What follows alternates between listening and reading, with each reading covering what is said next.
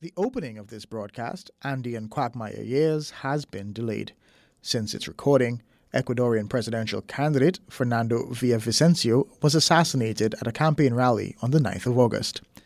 Two other politicians, the mayor of Manta, Agustin Intriago, as well as an organizer for the Citizens Revolution Party, Pedro Briones, were also killed ahead of the first round snap elections. Voting proceeded on the 20th of August as scheduled. Luisa Gonzalez of the Citizens Revolution Party and protege of former Ecuadorian President Rafael Correa won the first round with 33% of the votes. However, falling short of obtaining an absolute majority, or at least 40% of votes, and defeating the runner-up Daniel Noboa by a margin of 10 percentage points, a second round head-to-head runoff is scheduled for the 15th of October. Noboa of the National Democratic Action Party and son of one of the richest men in the country, Alvaro Noboa, a tycoon in the banana industry, came in second place at 23%. In a landmark referendum coinciding with the snap election, voters registered a resounding no to oil extraction in Yasuni National Park.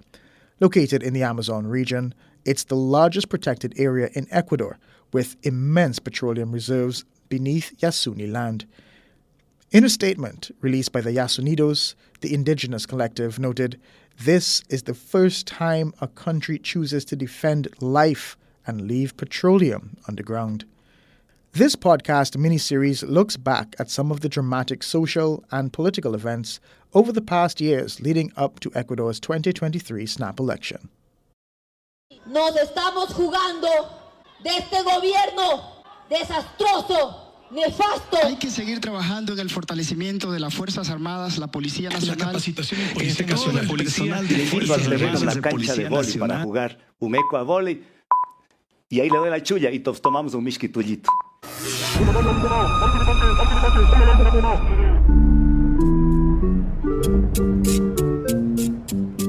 Ecuador is gearing up for general snap elections on the 20th of August this year. A new National Assembly, Congress, and President of the Republic will be voted into office. Announced in May, when incumbent head of state Guillermo Lasso dissolved the legislative body in a constitutional move known as La Muerte Cruzada, two-way death, the measure would effectively bring an end to his presidency, as well as investigations into corruption and a possible impeachment process against the embattled leader. Presidential candidate Luisa Gonzalez of the Citizens Revolution Party currently leads the polls to win the first-round vote. How did Ecuador, the second smallest country in South America, descend into such political chaos and turmoil, events accompanied by a dramatic economic crisis preceding the COVID-19 pandemic? To unfold this recent chapter of its history, we'll turn back the clock a few years, back to October 2019, when indigenous groups, workers, and students ramped up the stakes, taking to the streets as part of a nationwide strike against austerity and the International Monetary Fund.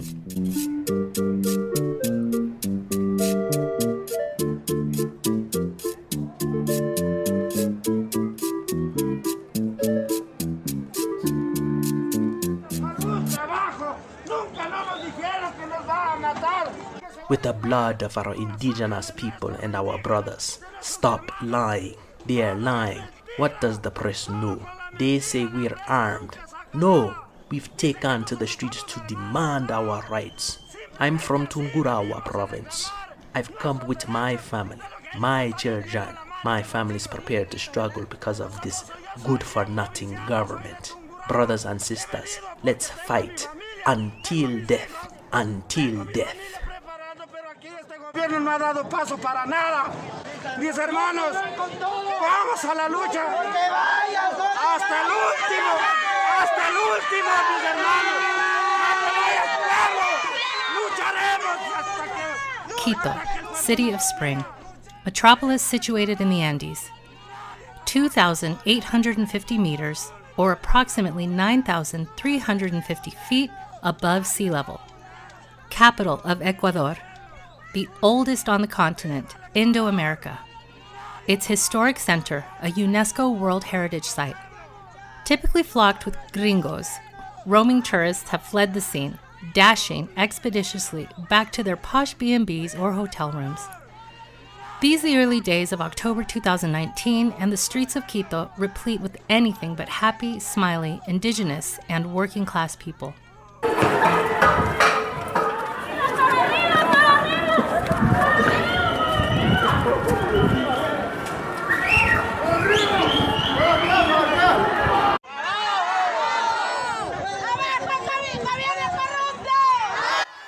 Down with this corrupt government.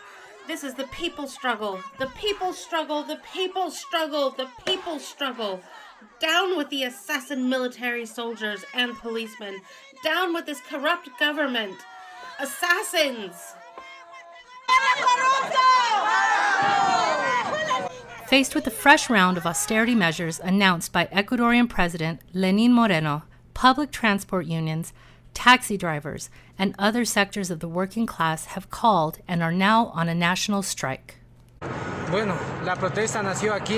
These protests started after this dishonest and traitorous government led by Lenín Moreno implemented economic measures against the people. All recommendations sent by the IMF are being adhered to.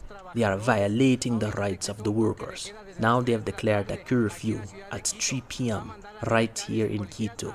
They're deploying the military and police to kill people. This is the order they've just announced on television. It is unjust. In respect to international law, to all international organizations, we need assistance. Moreno is declaring himself to be a dictator in our country. He wants to sell our country to the IMF. He wants to create an all-boys club. But we won't allow this. The people have taken to the streets and struggled. The people are here, standing against this traitorous, coward, shameless man. Thank you. Aquí está el pueblo para dar la cara y afrontar a este señor traidor, un cobarde y un sinvergüenza. Gracias.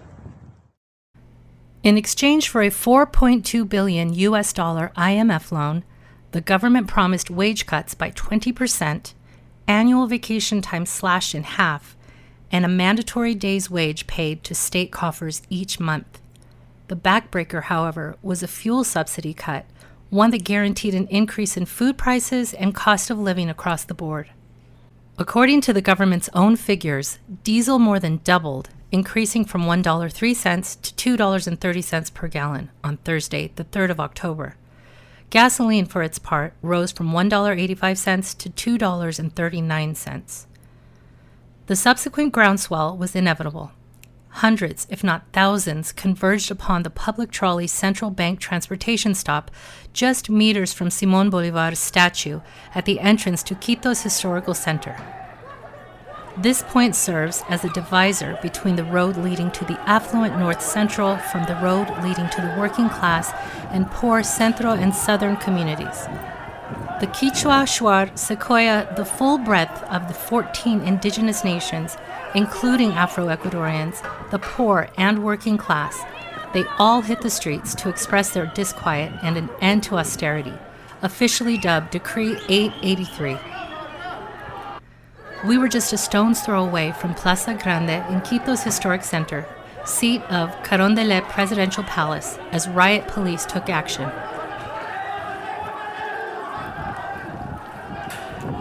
Tanks, armor-clad riot police and their dogs, undercover agents, helicopters, and drones, untold amounts of tear gas, the full gamut of the security apparatus was deployed against demonstrators. Faced with so much tear gas smoke, people resorted to inhaling bundles of fresh eucalyptus leaves to help ameliorate the effects and cleanse their lungs. From so-called non-lethal projectiles fired at them, nearly 100 lost partial or total eyesight. Julio Anibal Flores received permanent brain damage. This is Julio. I've been a leftist since I was young.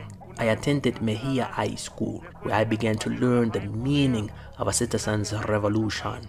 Then, Rafael Correa was elected, and thanks to him, our country changed. In 2019, it was our duty as Ecuadorians, as Quiteños to take to the streets in October against Decree 883.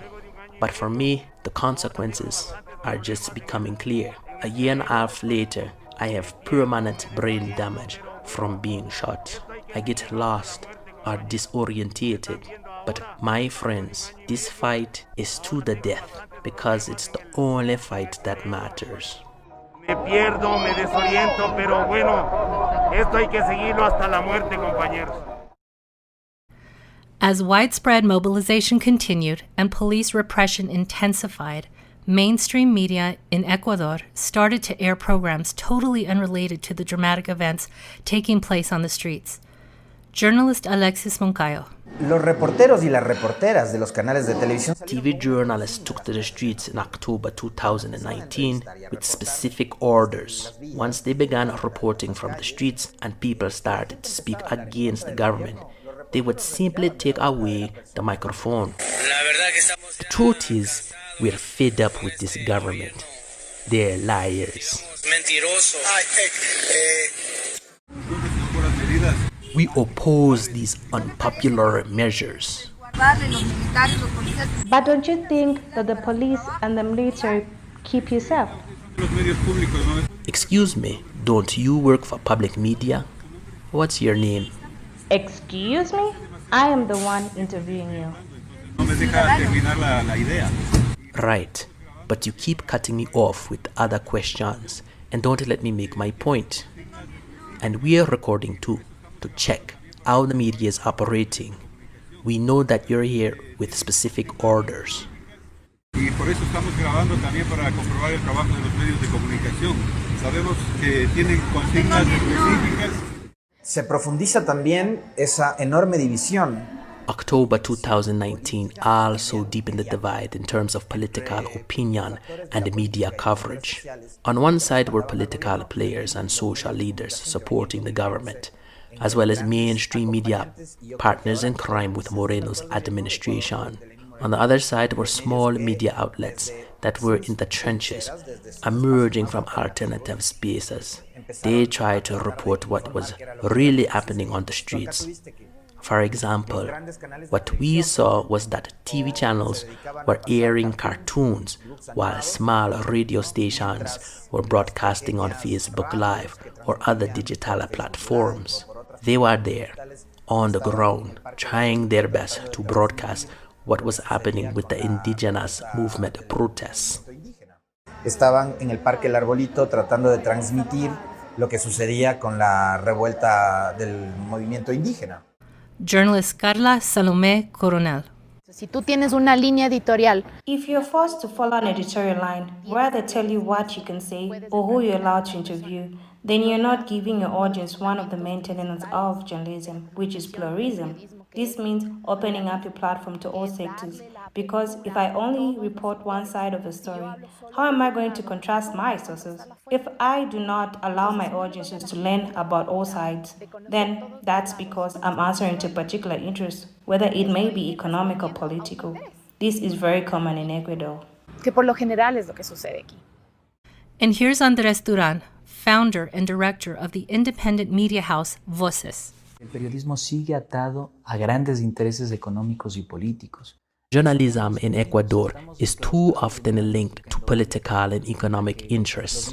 We are stuck in a vicious cycle where people from the same race, the same gender, the same social class determine what can and cannot be published. Lo que se publica y lo que no se publica. No tenemos Estado. No tenemos ningún Estado. No tenemos presidente. No tenemos presidente. Porque estos terroristas son solamente paz de Ecuador. Monstruo terrorista, cortador de cabezas, Lenín Moreno. Para nada. The national strike had quickly transformed into mass protests, triggering the declaration of a state of emergency. The government, including President Moreno himself, hauled ass, transferring operations from the Andean capital to the coastal city of Guayaquil. Asked why he had abandoned Quito, Moreno told the BBC, quote, because in the end, they meaning protesters, were coming after me, end quote. Wait a sec. This makes no sense. President Lenin Moreno is a member of the Citizens' Revolution, the progressive political party of his predecessor Rafael Correa, a comrade of the regionally based Pink Tide, together with President Lula of Brazil, the Kirchners of Argentina, Evo Morales in Bolivia, and others. Moreno was also Correa's vice president from 2007 to 2013. And was it not Correa himself who supported Moreno hand in glove during his presidential election campaign in 2017? All true. But if you're asking what happened along the way, well, here's what people on the streets of Quito have to say.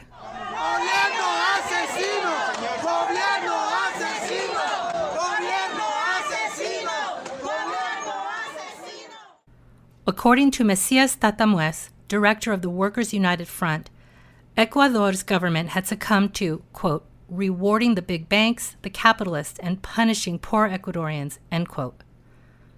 Military units were deployed by the streets of Quito and curfew was declared. Undeterred, the protests not only continued but intensified.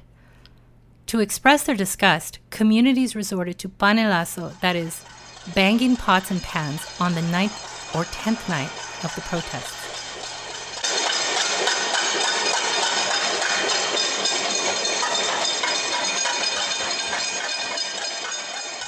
Sunrise and the makeshift street camps remained packed. Another day of mass protests proceeded as usual, with Quito International Airport completely shut down and highway roadblocks nationwide. Ecuador was closed for business and the government was feeling the heat.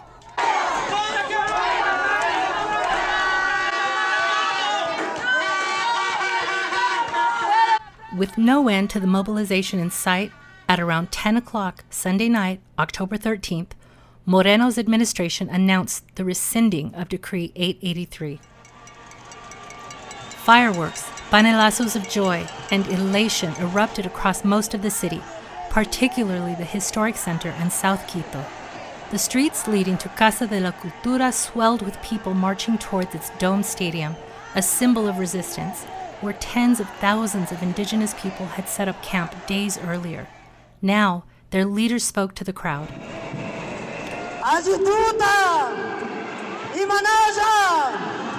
What a marvelous night it is. How are you? Here we are, indigenous people, damn it. We're from Tungurahua province. Hermanos y hermanas de nuestro querido país Ecuador. Brothers and sisters of our beloved country of Ecuador, to the youth and students, where are the youth? Where are the brave women? Thank you to each one of you. 13 days of struggle and resistance. They haven't been in vain, comrades.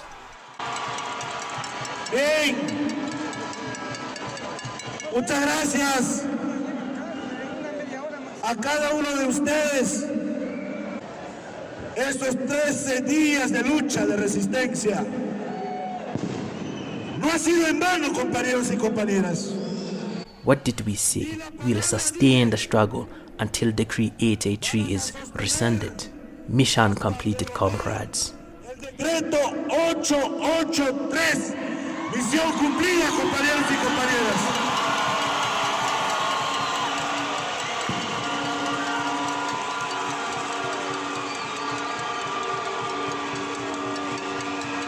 Mucha gente. Many people wanted to divide the force of the indigenous movement in Ecuador. Many people thought that CONAE simply represents the indigenous people and nationalities. But at this point, CONAE is all of Ecuador, comrades. La CONAE en este momento es todo el Ecuador, compañeros y compañeras.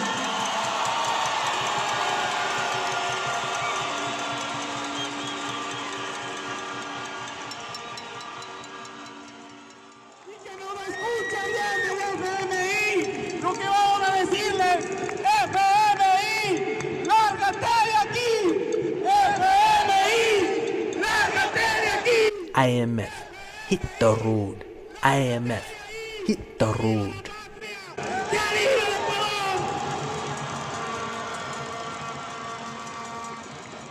October 2019, 12 days of a national strike represented a serious challenge to Lenin Moreno's government specifically, and policies betraying a progressive political project preceding it in general. In fact, his presidential victory was predicated on the success and direction the country was going prior to his seating as head of state. In contrast, Correa's administration had sent the U.S. military personnel packing its bags to Uncle Sam. It had implemented social development projects such as the building of public and technical schools and local hospitals and clinics, improved highways connecting rural areas with major cities, university grant programs allowing students to study abroad, and more. While all was not perfect, namely a contentious relationship between Correa's government with the main indigenous socio-political advocacy group CONAIE, the Confederation of Indigenous Nationalities of Ecuador, it was a far cry from Moreno's swift welcoming back of U.S. troops on the Galapagos Islands and austerity. It was also during Moreno's government that Ecuador's judicial system started to tally one criminal case after the next against Correa. By now, feeling the weight of lawfare sweeping the region, the former president had relocated to Brussels with his Belgian wife, stating that he had, quote, left Ecuador without as much as a single traffic ticket, end quote. Now, he had accumulated over 20 criminal cases, including charges of corruption. The former head of state repeatedly proclaimed innocence, that these were classic examples of lawfare, in the vein of Lula's conviction and imprisonment in Brazil during the 2018 presidential election campaign, precisely when he led all polls to defeat his rival, Jair Bolsonaro. Even Interpol, the international police force, denied official requests by the Ecuadorian government to detain Correa based on insufficient evidence. With that, the former head of state continued traveling as a free man wherever his heart so desired, except one country, Ecuador, where a warrant for his arrest was issued and remains in effect to this day. The period inaugurated a first of its kind, lawfare enshrined on a plaque detailing the criminal cases against Correa and erected on a wall outside Carondelet Presidential Palace in plain view of the public. This plaque represents the worst crime committed against the Ecuadorian people because the Ecuadorian people are very conscious of the injustices perpetrated by some invalid judges to convict the economist and ex-president of Ecuador, Rafael Correa. Juicios que no tienen totalmente validez de la culpabilidad del economista Rafael Correa, expresidente del Ecuador. Esa placa representa como una, ¿cómo te puedo decir? Traición no puede ser. This plaque means, how can I say this? It's not a betrayal. It's a plaque produced by the right wing to communicate to the people bad things committed by Correa. But these are all lies, falsehoods. But that's what they claim. Cuando no tiene sentido alguno. There was no reason at all to hand down this sentence, and that's why, as of today, Ecuador is known around the world for this unjust scam. This plaque must be removed because it's offensive to our president, Rafael Correa. Digno e ilustre señor presidente Rafael Correa.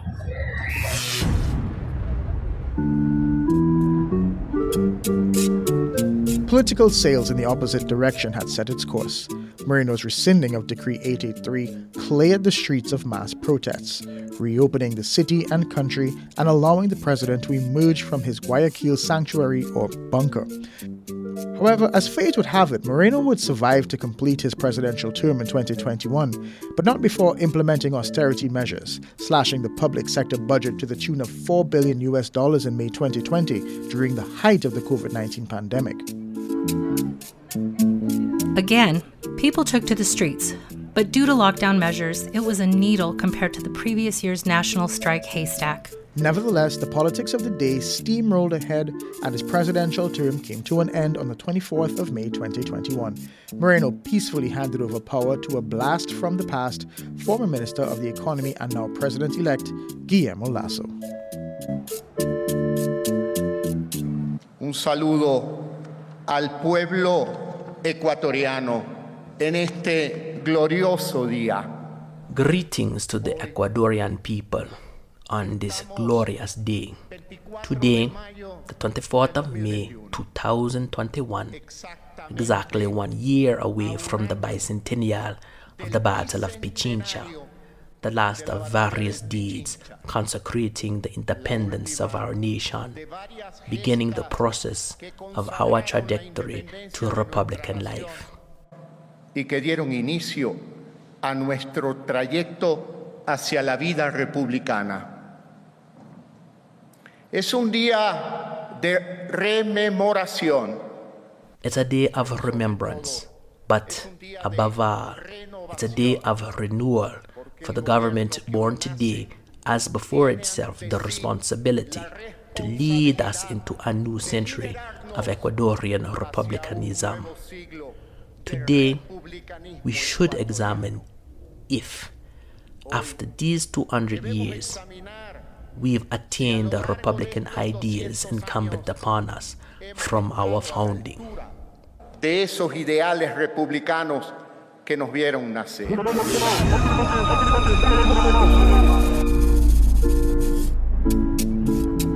Thanks for joining us on the part 1 of Andean Quagmire Years, live from Ecuador. Your host is Raquel Benavides. Our co-host is Kijan Ains. Our story editor and producer is Julian Arcola. Music by father and son duo Manuel and Alvaro Taipe. Sound design by Awachá Shortwave Radio. Voiceovers by Kanekwa Kachinga. Jess at Beware the Radio.